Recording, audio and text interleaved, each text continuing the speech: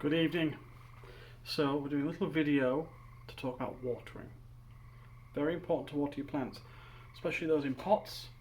But one of the questions I have from a viewer is, how do we know when it's too much or too little? So you see this is a Brussels sprout. It's looking quite healthy, nice and green, good leaves, okay? And you can see here, the earth in here, if I touch it, it comes up. Oh. So it's not wet, it feels a little dry to the touch, and it's just getting a little bit of dirt on my finger when I'm just trying to touch it. Okay, it's not damp, it's not wet. That's what you need to water. So what we use, a couple of different things you can use to water. This, very straightforward, watering can. That's probably what a lot of people are using.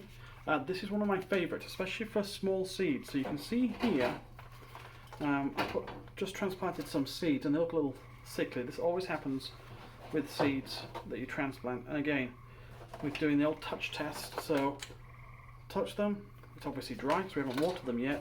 If that were wet or felt damp, you don't need to water, okay? But if it's dry, that's okay. This is one I prepared earlier. You see here, this is just a peat block, and I can touch that and it feels wet. So no water's required there. It feels wet to the touch, and actually, you see, look at that. It's really damp. So if it's damp, don't water. If it's dry and you're getting just that little bit on the end of your finger, you see just there, time to water. Now, if you're watering with one of these things, because I just transplanted these, the roots are not very deep.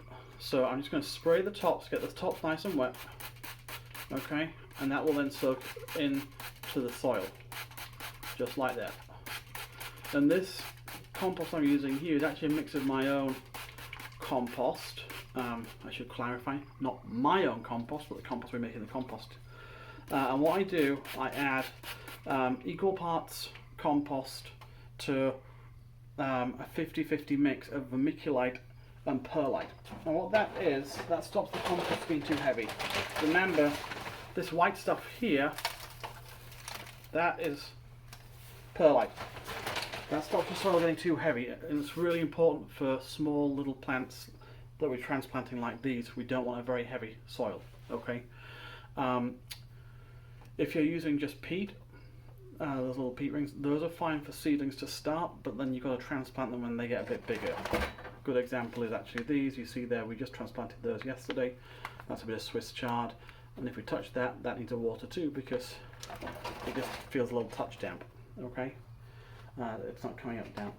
This one here, by comparison, is one that I watered last night. I'm not going to water that tonight because look, you can see, it's actually still wet. And what we do with this one, rather than spraying it, we water the bigger plants from the bottom.